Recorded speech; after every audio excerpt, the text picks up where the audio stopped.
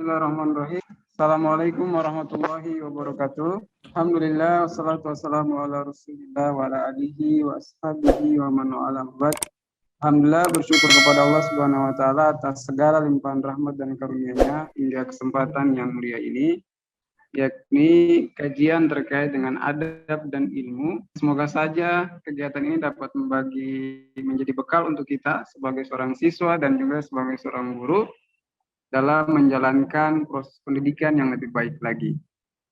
Bapak Ibu guru serta siswa-siswi SMA Salam Ambon yang sungguh saya banggakan, agar bisa kami memastikan bahwa benar-benar kita mengikuti kegiatan hari ini. Mohon maaf atas segala kekurangan di awal yang ini. Dengan hormat, anak. Assalamualaikum warahmatullahi wabarakatuh. Alhamdulillahirabbil alamin, nusalli wa nusallimu ala sayyidina Muhammadin wa ala alihi wa ashabihi ajma'in. Ba'du.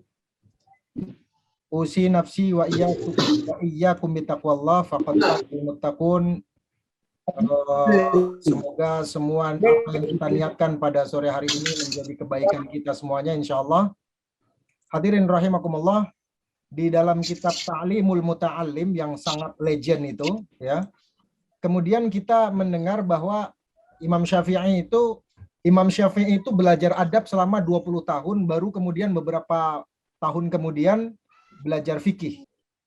Yang dimaksud dengan adab lebih luas adalah tentang adab yang paling utama ketika Imam Syafi'i dikatakan belajar adab itu salah satunya adalah bahasa. Bahasa, sastra, kemudian apa saja yang terkait dengan masalah humaniora. Makanya Imam Syafi'i mengatakan ilmu itu apa? Ilmu itu dua. Al-fiqhu wa tib. Fikih dan kedokteran. Selain itu disebut dengan adab. Nah, jadi begitu ya. Jadi sekarang Anda, ya kita semuanya dapat dipahamkan dalam makalah tadi itu bahwa yang dimaksud Imam Syafi'i belajar sampai puluhan tahun tentang adab. Teman-teman sekalian, sebagaimana disampaikan tadi oleh Ustadz Fadli terkait niat kita, ini kitab yang sangat penting ya, Ta'limul Muta'allim, susun dikarang oleh Imam Az-Zarnuji. Beliau wafat pada tahun 1242. Teman-teman sekalian, kitab ini justru yang memanfaatkan jauh sebelum masuk ke Indonesia, dalam konteks Indonesia maksudnya. Eropa sering saya sampaikan bagaimana orang Eropa itu tata kramanya itu luar biasa, karena salah satu sumbernya dari kitab Ta'limul Muta'allim.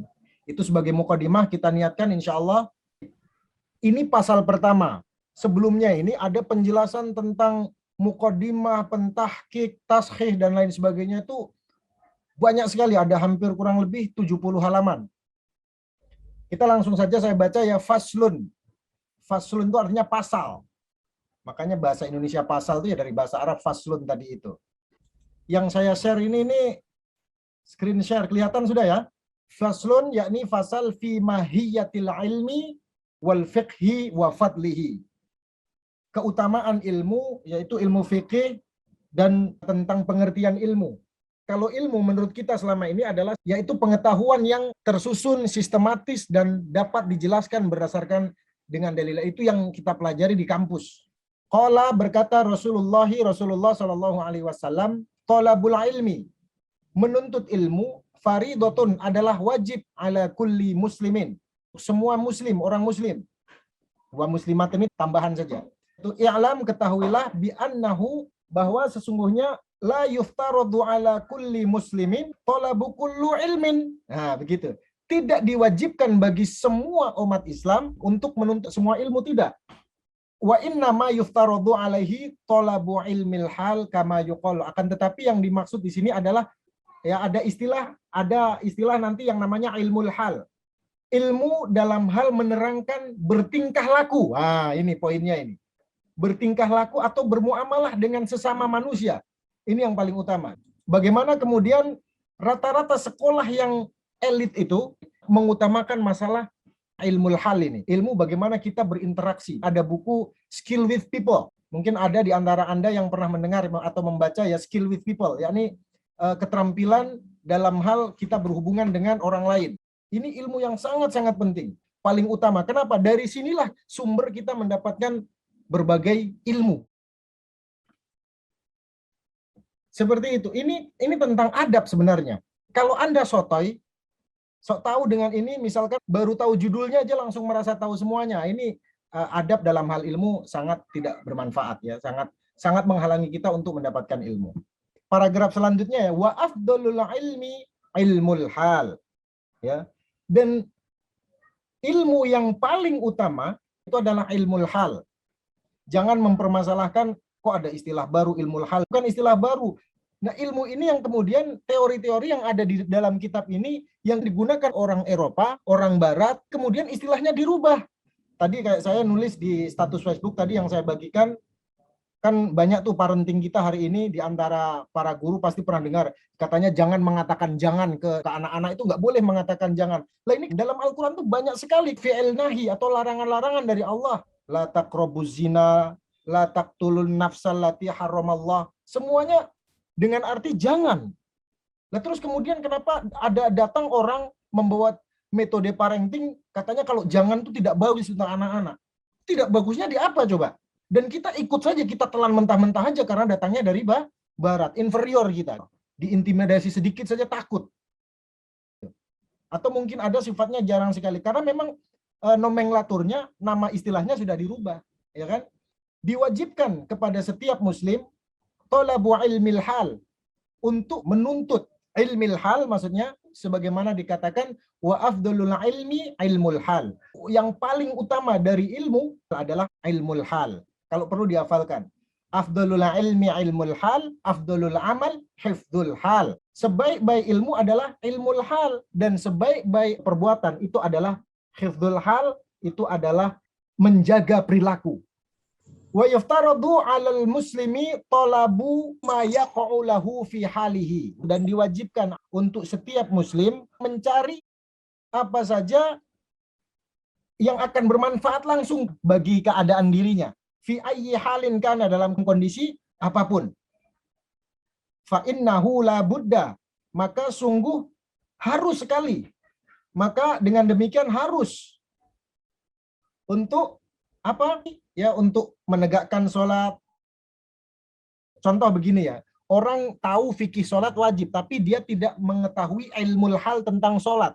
Ilmul hal tentang sholat apa? Contoh, sholat itu ibadah apa coba? Ibadah wajib ya, jelas. Dia merupakan tiang dari agama ini. Dia wajib dilaksanakan, bahkan diperintahkan kepada orang yang belum mukallaf. Ya, hadisnya muru auladakum wahum abna'u sab'a sinin. Perintahkan anak engkau sholat padahal mereka masih 7 tahun. Kemudian redaksi selanjutnya pukul mereka kalau 10 tahun belum sholat juga. Coba bayangkan tuh, lihat. Nih untuk kita semuanya, guru-guru dan murid-murid semuanya. Ada sabda di situ supaya dipukul coba. Nah sekarang hari ini ada guru yang cuma megang telinganya Royhan saja atau telinganya Rifai, dilaporin sama bapaknya, akhirnya nanti Ustadz Fadli masuk penjara, betul? Nah inilah dekadensi moral namanya. Guru sedikit memberikan pelajaran represif kepada anaknya saja bisa dilaporkan polisi coba. Sebaliknya, coba lihat orang-orang masa lalu ya, mereka diajar ngaji pakai rotan, ya kan, dipukul, dicubit segala rupa. Pada saat itu saya ada ham-ham model kayak gitu. Menghancurkan sebagian sistem yang sudah semulanya diciptakan baik untuk manusia. Oh, ini tadi padahal ini yang saya mau cari tadi itu, mohon maaf. Oke, siap. Maka saya agak meminimalisir soalnya sinyalnya ini biar jangan sampai keluar. Soalnya sebentar lagi kayaknya sudah dikeluarkan ini. Setiap orang tadi paragraf di atas ya harus mempelajari untuk memenuhi kewajiban menjalankan sholat.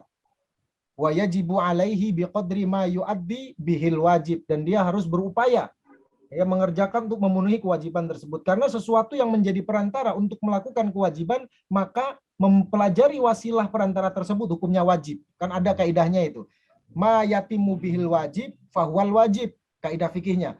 Apa saja yang menyebab itu menjadi cara untuk mewujudkan kewajiban maka dia hukumnya wajib. Royhan disuruh oleh Bapak Abu Bakar, dia panggil Bapak Abu Bakar, begitu kah? Nah, ini yang lain supaya kasih tahuin kemarin saya bikin simulasi tentang manggil nama itu lah, terus kemudian saya buat simulasi Raihan manggil bapaknya Bapak Abu Bakar gitu kan.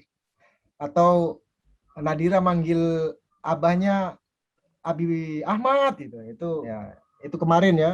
Makanya itu yang saya gambarkan bagaimana Allah saja memberikan gambaran akhlak ya, tata krama luar biasa kepada Nabi Muhammad.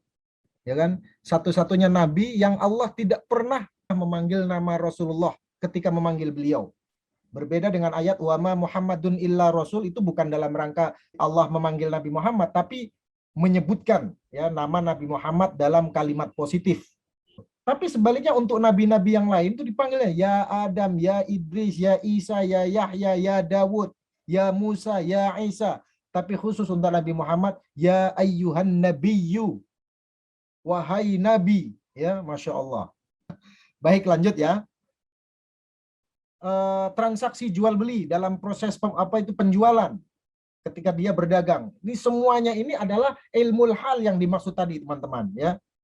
Makanya Qila li Muhammad bin Al-Hasan, dikatakan kepada Muhammad bin Al-Hasan rahmatullahi alaih, beliau ditanya, lima la tusannifu, kenapa engkau tidak menyusun kitaban suatu buku fi zuhdi?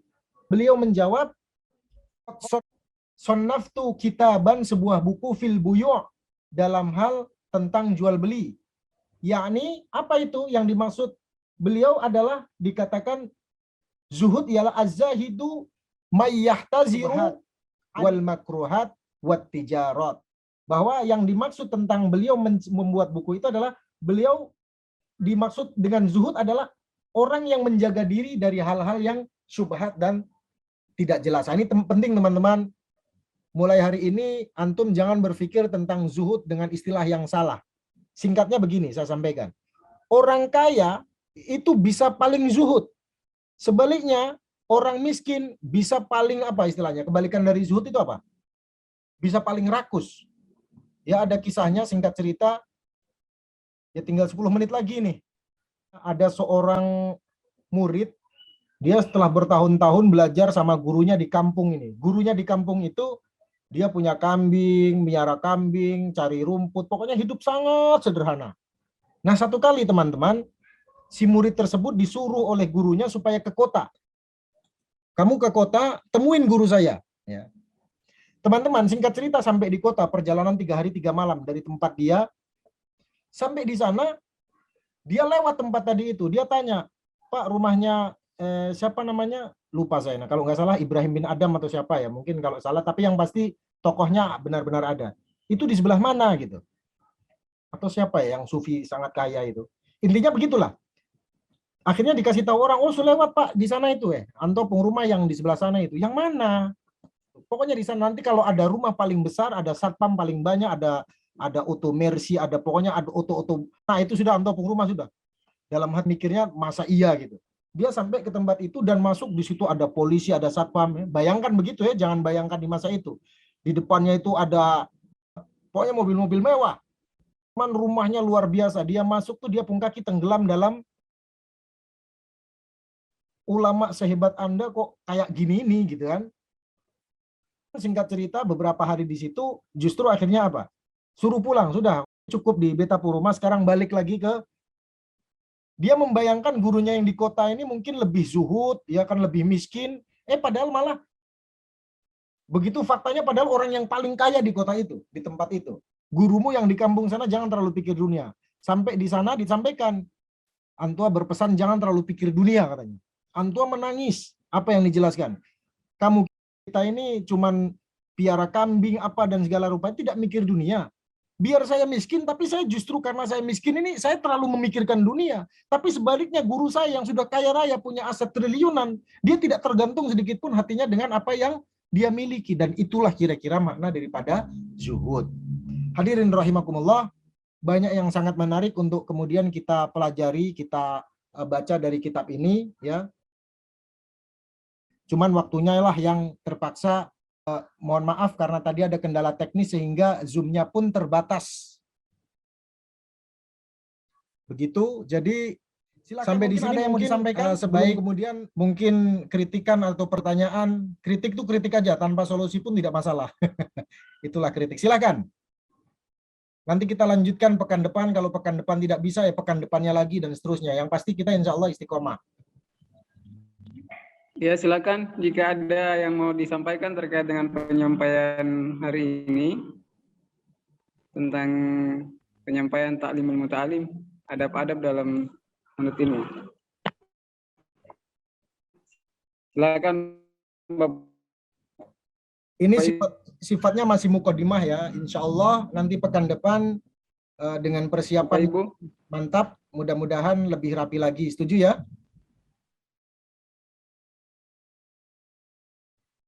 Insya Allah cukup lah ya kalau gitu. Yang penting semoga ada manfaatnya. Ini belum seberapa tentunya. Yang tadi itu masih pembukaan. Tidak bisa hilang. Ya bagaimana cara supaya rezeki kita, ya rezeki datang dari arah yang tidak sangka-sangka, itu caranya bagaimana? Itu nanti ada dalam kitab ini. Yang paling utama teman-teman, sekali lagi jangan pikir itu dulu. Yang paling utama itu tadi itu, yang disebut tentang ilmu hal tadi itu. Makanya saya sering setiap kali masuk kelas. Waalaikumsalam warahmatullahi wabarakatuh. Ya, alhamdulillah. Alhamdulillah kita telah mengikuti kajian awal untuk kitab Adabul Muta'alim, dan ini yang disampaikan tadi itu masih di pasal pertama terkait dengan ilmu fikih dan urutan-urutannya itu yang sudah menjadi pengantar yang baik. Insya Allah kajian ini akan berlanjut di pekan berikutnya pada pasal-pasal berikutnya yang tentunya sangat penting dan bermanfaat untuk kita pahami sehingga mampu kita menerapkan dalam proses pembelajaran maupun proses keseharian kita di sekolah.